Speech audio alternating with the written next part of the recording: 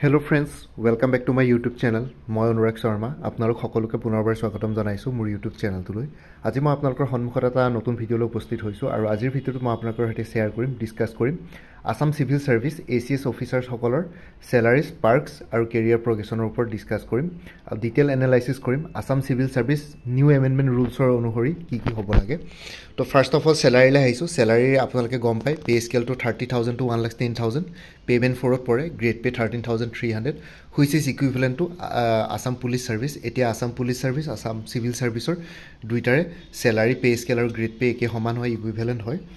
এতিয়া basic pay calculation করতে 13,000 লম আর 30,000 লম পে স্কেলৰ আৰু গ্ৰেড পে 13,300, টোটাল হ'ব 43,300। Dearness allowance 50% of basic pay মানে 50% of 43,300, 21,650। House rent allowance 10%, 8% or 7% of basic pay. তো হাউস ৰেন্ট এলাউন্স তো বেসিক্যালি 10% যোনটো আছে হেতু গুৱাহাটী মেট্ৰোপলিছৰ গুৱাহাটী মেট্ৰোপলিটনত যদি পোষ্টিং হয় তেতিয়াহ'লে 10% পাব, আৰু যদি ক্লাস 2 চহৰত পোষ্টিং হয় তেতিয়াহ'লে 8%, আৰু যদি তাতকে সৰু কোনবা চহৰত যদি পোষ্টিং হয় তেতিয়াহ'লে 7% পাব, লাইক সাব ডিস্ট্ৰিক্টস বা সাব ডিভিজন তেনেকুৱা ধৰণৰ জেগাবিলাকত। আৰু হাউস ৰেন্ট এলাউন্সটো 4,330 হ'ব। আমি ইয়াতে 10% ধৰিছো, 10% অফ বেসিক পে ধৰিছো, মানে গুৱাহাটীত যদি আপোনালোকৰ পোষ্টিং হয় কিমান হ'ব পাৰে। তো 10% অফ 43,300, 4,330। আৰু যদিহে আপোনালোকক কিবা যদি কোৱাৰ্টাৰ প্ৰভাইড কৰে গভৰ্ণমেণ্টৰ ফালৰ পৰা বা তেনেকুৱা ধৰণৰ কিবা যদি ৰেসিডেন্স প্ৰভাইড কৰে তেতিয়াহ'লে হাউস ৰেন্ট এলাউন্সটো আপোনালোকে মান্থলি স্যালাৰিত যোগ নহয়, মানে এড নহয়। তাৰপিছত মেডিকেল এলাউন্স 600 থাকিব। এটা গ্ৰোস স্যালাৰি ক্যালকুলেট কৰোতে প্ৰথমতে বেসিক পেটো ধৰিম 43,300 plus dearness allowance 21,650 plus house rent allowance 4,330 plus medical allowance 600 equal to total 69,880। এটা ডিডাকশনস থাকিব national pension system NPS to 10% of basic pay plus dearness allowance, 10% of basic pay plus dearness allowance. Basic pay যদি 30,000 plus dearness allowance basic pay 43,300 plus dearness allowance 21,650, দুইটা যদি যোগ কৰোঁ, দুটা যদি add কৰোঁ তেতিয়াহ'লে 64,950 হ'ব। তো 10% of rupees 64,950 equal to 6,495। Group insurance স্কিমত 400 কাটিব। Professional tax 208। প্ৰফেশ্যনেল টেক্সটো যাৰ স্যালাৰি 25,000তকৈ বেছি সকলোৱে 208 টকাই দিব লাগে। টোটেল ডিডাকশনস হ'ব NPS ত 10% যোনটো কাটিব প্ৰত্যেক মাহে 6,495 প্লাস গ্ৰুপ ইঞ্চুৰেঞ্চ স্কিমৰ 400 plus professional tax 208 equal to rupees 7,103। এটা নেট ইনহেন্ড ষ্টাৰ্টিং স্যালাৰি হ'ব 69,880, যোনটো গ্ৰোস স্যালাৰি পাইছো ৰেড কালাৰ দি লিখা আছে 69,880 মাইনাস টোটেল ডিডাকশনস যোনটো গ্ৰীন কালাৰ দি লিখা আছে 7,103 equal to 62,777 plus travelling allowance plus special pay. ঠিক আছে। ট্ৰেভেলিং এলাউন্সটো বেসিক্যালি যোনখিনি ACS অফিচাৰ থাকে তেওঁলোকে গাড়ী ড্ৰাইভাৰ সেইখিনি বস্তু প্ৰায়ে গভৰ্ণমেণ্টৰ পৰা আনলিমিটেড ফুয়েলো পায়, গাড়ী ভেহিকুলৰ অফিচলৈ অহা যোৱা কৰোঁতেও ভেহিকুল পায়, আৰু লগতে কিবা ডিউটিত যাবৰ কাৰণে ভেহিকুল পায়। তো তেওঁলোকৰ ভেহিকুল থাকে, তেওঁলোকে নিজে কোনো নিজৰ ট্ৰেন্সপৰ্ট বা নিজৰ ট্ৰেন্সপৰ্টেশ্যন বা নিজৰ ভেহিকুল বা তেনেকুৱা কোনো ট্ৰেন্সপৰ্টেশ্যন সোৰ্স লৈ পেলাই যাবলগীয়া নহয় অফিচ বা তেওঁলোকৰ ডিউটিত। চ' গভৰ্ণমেণ্টৰ পৰা সেইখিনি বস্তু ফেচিলিটিছ পায়, ট্ৰেভেলিং এলাউন্স থাকে। আৰু লগতে ট্ৰেভেলিং এলাউন্স ইন কেছ কিবা যদি ডিউটিত যদি কোনোবা বাহিৰত যাবলগীয়া হয়, ষ্টেটৰ বাহিৰত বা তেনেকুৱা ধৰণৰ, আৰু কিবা যদি ষ্টেটৰ ভিতৰতে যদি ক'ৰবাত যদি কিবা ট্ৰেভেল কৰিবলগীয়া হয় তেতিয়াও কিবা কি স্পেচিয়েল এলাউন্সেছ থাকে ট্ৰেভেলিং এলাউন্স। তো সেইখিনি ট্ৰেভেলিং এলাউন্স ৰুলছবিলাকত আছে। তাতে বহুত বেলেগ ধৰণৰ ট্ৰেভেলিং এলাউন্স থাকে। ডিষ্টেঞ্চ মেইনটেইন মেটাৰ কৰিব, টাইম মেটাৰ কৰিব, কিমান ডিষ্টেঞ্চ কিমান টাইম সেইখিনি বস্তুৰ ওপৰত এলাউন্সেছ পায়। সেইখিনি কেলকুলেশ্যন কৰিবলৈ বহুত লেংথি হৈ যাব, সেইকাৰণে ট্ৰেভেলিং এলাউন্সটো ইয়াতে মই দেখুওৱা নাই, বেলেগ প্ৰচেছ আছে। Air travel, train, by road, railway, airways সেইখিনি বস্তু থাকে। প্লাছ স্পেচিয়েল পে মানে আপোনালোকৰ যোনখিনি ইলেকশ্যন ডিউটি পৰে, VIP ডিউটি, VVIP ডিউটি, সেইখিনিত স্পেচিয়েল পে ইয়াতে দিয়া হয়। চ' সেইটো কাৰণে মই নেট ইনহেন্স ষ্টাৰ্টিং স্যালাৰিটো 62,777 plus travelling allowance plus special পেটো কৰি দিছোঁ। কেতিয়াবা এইখিনি বস্তু চেঞ্জেছ আহিব পাৰে, আৰু লগতে যদিহে আপোনালোকক অফিচিয়েল ৰেচিডেন্স বা কোৱাৰ্টাৰ প্ৰভাইড কৰিছে তেতিয়াহ'লে হাউচ ৰেন্ট এলাউন্সটো ইয়াতে এড নহয়। চ' এইটো ষ্টাৰ্টিং স্যালাৰি, এইটো স্যালাৰিয়ে যে গোটেই লাইফ টাইম থাকিব তেনেকুৱা নহয়। আপোনালোকৰ যেতিয়া জুনিয়ৰ গ্ৰেড হিচাপে জইন কৰিব ACS officer junior grade provision পিৰিয়ডত এইটো স্যালাৰি পাব। তাৰপিছত প্ৰত্যেক বছৰে আকৌ বেসিক পেত চেঞ্জেছ আহে 3%কে সদায় প্ৰত্যেক বছৰ জুলাই মাহত সদায় 3% ইনক্ৰিজ হয়, ইনক্ৰিমেণ্ট আহে। আৰু গ্ৰেড পেটো চেঞ্জেছ হয়। এতিয়া যেহেতু গ্ৰেড পে আপোনালোকে গম পায় 50 ডিয়াৰনেছ এলাউন্সটো চেঞ্জ হয়। ডিয়াৰনেছ এলাউন্সটো 50% অফ বেসিক পে চলি আছে। চ' সেইটো চেঞ্জেছ আহি থাকে। ঠিক আছে, বেসিক পেত চেঞ্জেছ আহে। গ্ৰেড পে চেঞ্জেছ হয় ড্ৰেনেজ এলাউন্সত এতিয়া 50% অফ বেচিক পে চলি আছে আৰু পিছলৈ গৈ পেলাই আৰু বাঢ়িব পাৰে তো তেনেকৈ চেলাৰী ইনক্ৰিমেণ্ট হৈ থাকে এইটো মই জাষ্ট আপোনালোকে যেতিয়া ট্ৰেইনিং ক্লিয়াৰ কৰি পেলাই যেতিয়া চাকৰিত জইন কৰিব এজ এ প্ৰভিজনাৰী অফিচাৰ তেতিয়া আপোনালোকে net in hand salary 62,077 plus travelling allowance plus special pay এইখিনি বস্তু পাব তো এইটো হৈ গ'ল চেলাৰী চ' আপোনালোকে ষ্টাৰ্টিং চেলাৰী মোৰ দেন 60,000 আৰ্ণ কৰিব প্ৰত্যেক মাহে ইন হেণ্ড চেলাৰী বাকী অন্যান্য ফেচিলিটিছসমূহ থাকিবই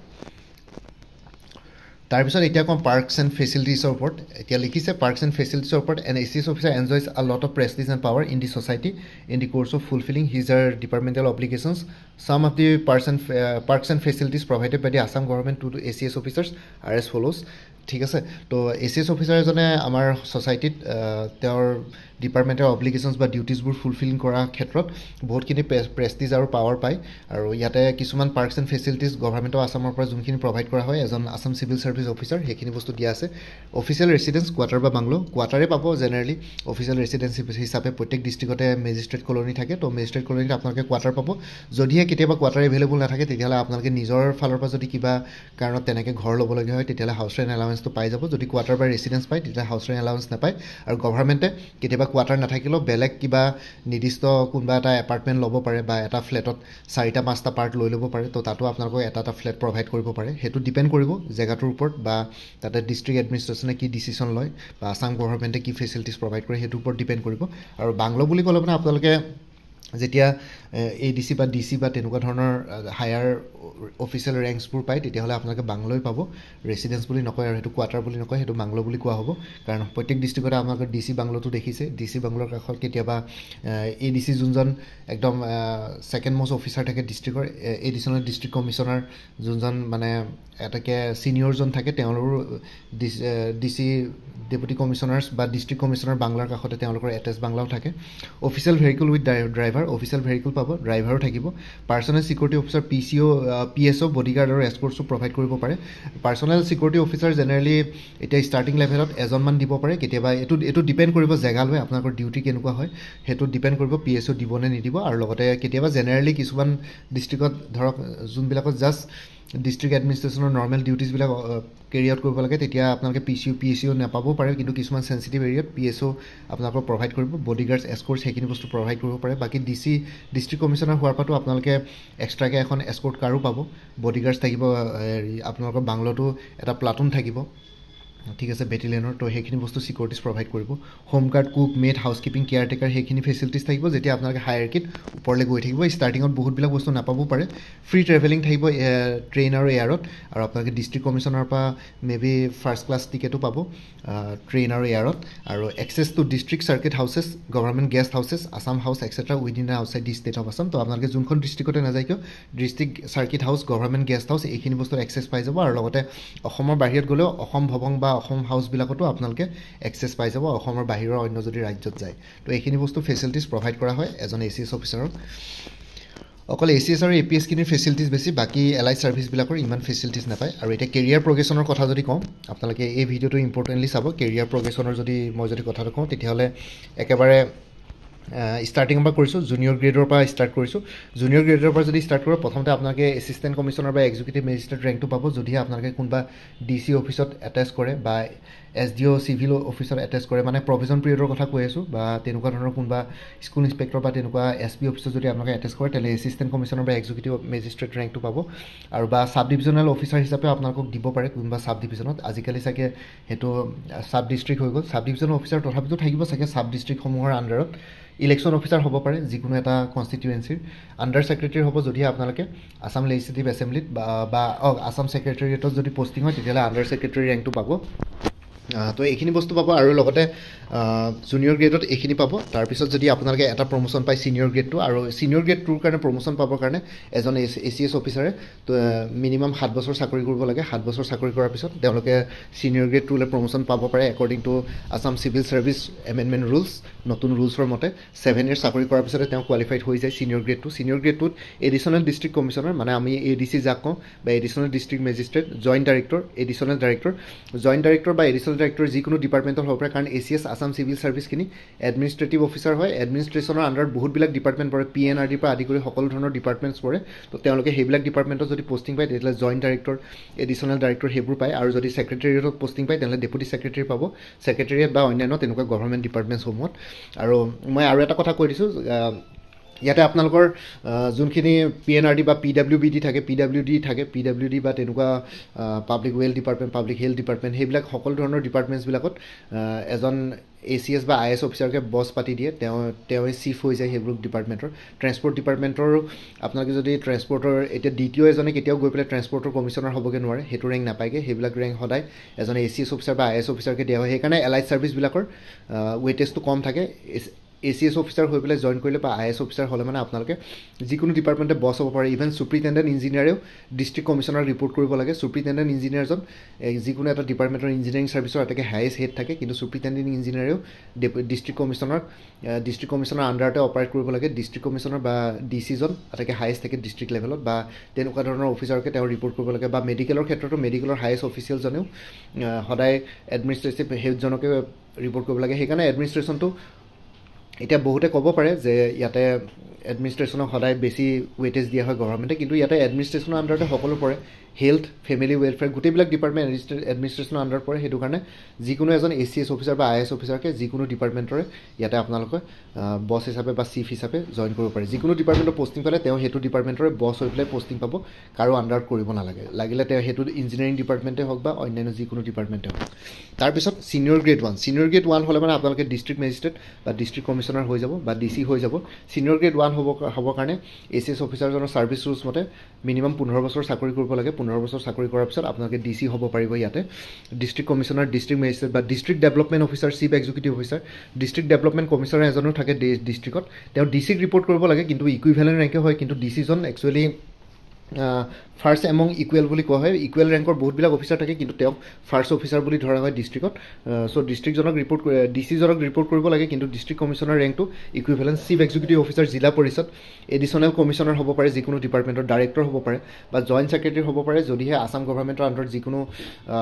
ছেক্ৰেটেৰিয়েট ডিপাৰ্টমেণ্ট বা ছেক্ৰেটেৰীত পষ্টিং হয় চ' ছিনিয়ৰ গ্ৰেড 1 হ'বৰ কাৰণে 15 বছৰ আপোনালোকে মিনিমাম চাকৰি কৰিবলগীয়া হয় কেতিয়াবা সেইটো বস্তু কিছুমানে 15 বছৰত পাব পাৰে কিছুমানে অলপ টাইম লাগিব পাৰে এইটো ডিপেণ্ড কৰিব কাৰণ হায়াৰকি যেতিয়া ওপৰলৈ যাব পোষ্ট কমি গৈ থাকিব আৰু সেইটো কাৰণে চবৰে একেলগে at a same time promotion দিয়াটো পচিবল নহয় it depends on service performance departmental এক্সামিনেশ্যনৰ আপোনালোকৰ পাৰফৰ্মেঞ্চ ডিপাৰ্টমেণ্টেল এক্সামিনেশ্যন ক্লিয়াৰ কৰিছে নে সেইবোৰ বস্তুৰ ওপৰত ডিপেণ্ড কৰিব আৰু লগতে কথাটো হ'ল যে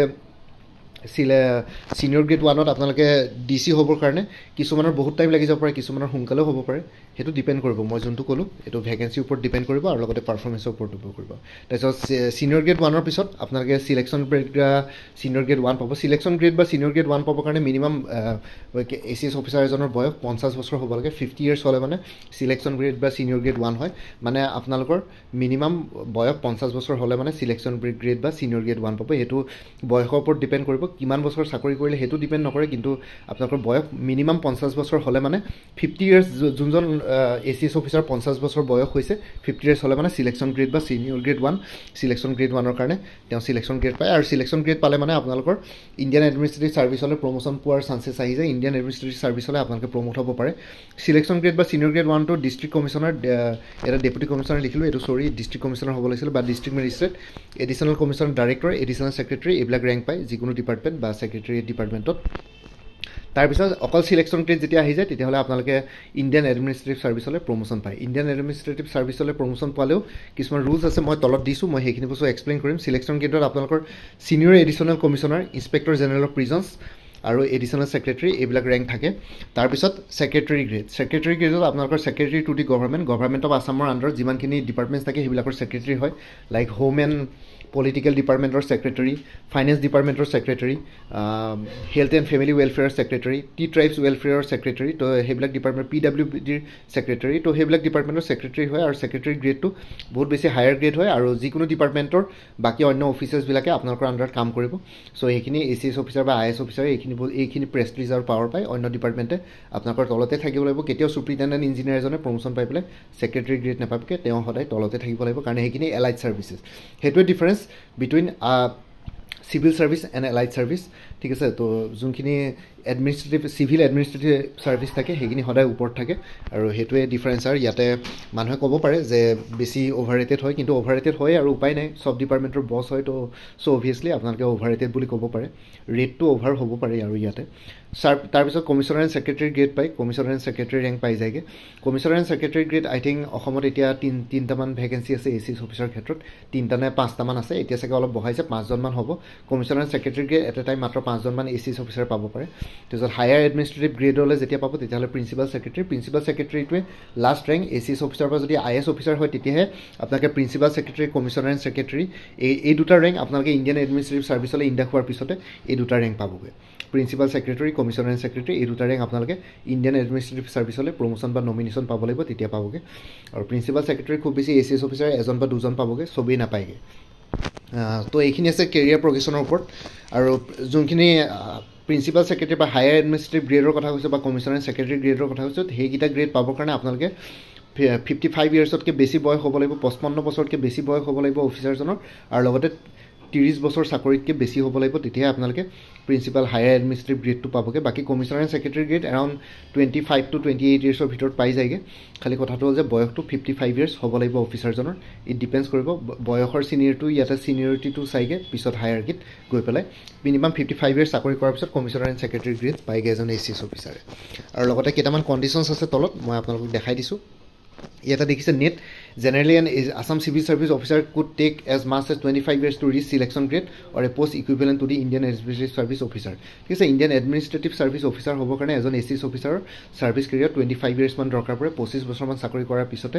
generally Indian administrative service officer গ্ৰেডটো পাই যায়। এনেই ইয়াতকৈ তলতে হ'ব লাগে, কিন্তু যিহেতু পোষ্ট বহুত থাকে, মানুহ বহুত থাকে, চ' সেইটো কাৰণে ইয়াতে অলপ ষ্টেগনেশ্যন লাগি যায়। 25 ইয়াৰ্ছ মিনিমাম চাকৰি কৰাৰ পিছতে চিলেকশ্যন গ্ৰেড পাইগৈ এজন ACS অফিচাৰে বা ইণ্ডিয়ান এডমিনিষ্ট্ৰেটিভ ছাৰ্ভিচ অফিচাৰ হ'বৰ কাৰণে কোৱালিফাই হৈ যায়। ISৰ কাৰণে নমিনেশ্যন বা প্ৰমোশ্যন পায়। বহুতখিনি ACS officer recently Indian administrative ছাৰ্ভিচলৈ নমিনেশ্যন বা প্ৰমোশ্যন পাইছে, আপোনালোকে দেখিছে। আৰু ইয়াতে আৰু এটা নোট আছে, the all India service act of 1951 specifies that senior posts not exceeding 33% and 1/3 in the IS, IPS and IFS are required to be filled in by promotion of officers employed in the state service. The All India Service Act of 1951 specify কৰিছে যোনবিলাক senior post থাকে 33% বা 1/3। এতিয়া ষ্টেটত ধৰক 100জন IS বা IPS বা IFS আছে, সেই তাৰে এটা ছাৰ্ভিচ কেডাৰত সেই 100জনৰ 33% বা 1/3 3ভাগৰ এভাগ অফিচাৰ্ছ আছাম চিভিল ছাৰ্ভিচ বা আছাম পুলিচ ছাৰ্ভিচ মানে ষ্টেট চিভিল ছাৰ্ভিচ বা ষ্টেট পুলিচ ছাৰ্ভিচৰ পৰা বা অন্যান্য এলাইড ছাৰ্ভিচৰ পৰা প্ৰমোশ্যন পাইহে ভেকেঞ্চিটো ফিল কৰিব পাৰিব। সকলোবিলাকক IS, IPS বা IFSক গোটেইবিলাক পজিশ্যন দি নিদিয়ে। ইয়াতে 1/3 মানে 100জনৰ 33জন ষ্টেট চিভিল ছাৰ্ভিচৰ পৰা প্ৰমোশ্যন পাব, বাকী 67জনেহে, মানে মই 100জনৰ ভিতৰত সেইটো বস্তু আপোনালোকক দেখাইছোঁ আৰু পাৰ্চেণ্টেজটো আপোনালোকে বুজিবৰ কাৰণে। চ' সেইটো কণ্ডিশ্যন ইয়াতে ফুলফিল হয়। তো এইখিনি আছিলে, এইখিনি জনাবৰ কাৰণে ভিডিঅ'টো বনালোঁ। মই আপোনালোকক এটা ডিটেইল এনালাইচিছ কৰিলোঁ ACS officer salary, parks and facilities আৰু কেৰিয়াৰ প্ৰগ্ৰেশ্যনৰ ওপৰত। আৰু বাকী এই ভিডিঅ'টোৰ ডেছক্ৰিপশ্যনত কেইটামান প্লে'লিষ্টৰ লিংক দিয়া আছে, Assam civil service, Assam police service আৰু APSC এলাইড ছাৰ্ভিচ বুলি। তাতে সকলো ধৰণৰ APSCৰ আণ্ডাৰত যিমানখিনি ছাৰ্ভিচেছ আৰু পজিশ্যনছ আছে সেইখিনিৰ ওপৰত ডিটেইলছ পাই যাব। Salary, career progression, training, parks and facilities, সেই গোটেইখিনি বস্তু তাতে পাই যাব। আৰু লগতে মোৰ আৰু এটা চেনেল আছে অনুৰাগ শৰ্মা অসম IQ বুলি, সেই চেনেলটোৰ লিংকটো এই ভিডিঅ'টোৰ ডেছক্ৰিপশ্যনতে শ্বেয়াৰ কৰিছোঁ। আপোনালোকে সেইটো চেনেলটো ছাবস্ক্ৰাইব কৰি ল'ব পাৰিব, চ' ভৱিষ্যতলৈ এনেকুৱা ধৰণৰ কম্পিটিটিভ এক্সামছবিলাক দিয়াৰ ক্ষেত্ৰত আৰু অলপ এক্সট্ৰা গাইডেঞ্চ পাই যায়। বাকী এই ভিডিঅ'টোৰ ডেছক্ৰিপশ্যন আৰু কমেণ্ট ছেকশ্যনত মই এভেইলেবল কৰ্চেছবিলাকৰ ডিটেইলছটো ইয়াতে শ্বেয়াৰ কৰিছোঁ, লাইক আছাম কোঅপাৰেটিভ এপেক্স বেংকৰ এছিষ্টেণ্টৰ full course, APSC CDPO child development project officer full course, APSC computer operator full course, APSC motor vehicle inspector full course, Assam direct recruitment full course, Assam পুলিচৰ full course, সেই গোটেইখিনি কোৰ্চৰ details এই ভিডিঅ'টোৰ description আৰু comment ছেকশ্যনত দিয়া আছে। তাতে দিয়া হোৱাটছএপ নাম্বাৰটোত মেছেজ কৰি জনাওক আপোনালোকক কোনটো কোৰ্চ লাগে। সেই কোৰ্চটোৰ ডিটেইলছটো এই হোৱাটছএপ নাম্বাৰটোতে, যোনটো হোৱাটছএপ নাম্বাৰ দিয়া আছে তাতে মই আপোনালোকৰ সৈতে শ্বেয়াৰ কৰিম। যোনটো কোৰ্চ লাগে আপোনালোকে হোৱাটছএপত মেছেজ কৰি জনাই দিব কোনটো কোৰ্চ লাগে, মই আপোনালোকক হোৱাটছএপতে শ্বেয়াৰ কৰিম কোৰ্চৰ ডিটেইলছ, আৰু লগতে পে'মেণ্টৰ লিংক দি দিম। পে'মেণ্ট কৰাৰ লগে লগে আপোনালোকে নিজৰ হোৱাটছএপতে গোটেই কোৰ্চটো পাই যাব। আৰু লগতে কোৰ্চটো PDF ফৰ্মেটত আছে আৰু MCQ ফৰ্মেটত আছে। আপোনালোকে মাল্টিপল চইচ কুৱেশ্যনছ পঢ়িলে হৈ যাব। ষ্টেপ বাই ষ্টেপ এক্সপ্লেনেশ্যনো আছে যোনখিনি য'ত যি দৰকাৰ পৰে। আৰু লগতে গোটেইখিনি syllabus wise official syllabus wise আৰু লগতে ক্ৰনলজিকেল অৰ্ডাৰ চেপ্টাৰ ৱাইজ গোটেইখিনি বস্তু কভাৰ কৰা হৈছে আৰু কোনোবা এই ভিডিঅ'টোৰ ডেছক্ৰিপশ্যন আৰু কমেণ্ট ছেকশ্যন চেক কৰক কোৰ্চসমূহৰ কাৰণে আৰু লগতে যোনটো হোৱাটছএপ নাম্বাৰ দি আছে সেইটোত অনুগ্ৰহ কৰি কল নকৰিব সেইটো মেছেজৰ কাৰণে এভেইলেবল কলৰ কাৰণে এভেইলেবল নহয় কিবা যদি থাকে আপোনালোকে মেছেজ কৰি জনাব পাৰে বাকী ইমানে আছিলে মোৰ ভিডিঅ'ছবোৰ চাই যদি ভাল পায় মোৰ চেনেলটো ছাবস্ক্ৰাইব কৰি ল'ব আৰু লগতে আপোনালোকৰ যিমানখিনি ফেমিলি ফ্ৰেণ্ডছ ৰিলেটিভছ আৰু চিনাকি এক্সপিৰিয়েঞ্চ আছে তেওঁলোকৰ লগত মোৰ চেনেলটো শ্বেয়াৰ কৰিব লগতে কমেণ্ট ছেকশ্যনত জনাব কিবা যদি কুৱেশ্যন থাকে ডাউট থাকে মই নিশ্চয় আপোনালোকৰ কুৱেশ্যনছ আৰু ডাউটছবিলাকৰ ৰিপ্লাই দিবলৈ চেষ্টা কৰিম বাকী আজিৰ ভিডিঅ'টো ইমানতে সমাপ্ত কৰি আপোনালোক সকলোৰ পৰা বিদায় দিলোঁ কাইলৈ পুনৰ এটা নতুন ভিডিঅ'লৈ আপোনালোকৰ সন্মুখত উপস্থিত হ'ম তেতিয়ালৈকে ভালকৈ প্ৰিপেৰেশ্যন কৰি থাকক সকলোৱে অল দি বেষ্ট থাকিলে bye take care friends Bharat মাতা কি জয় আই অসম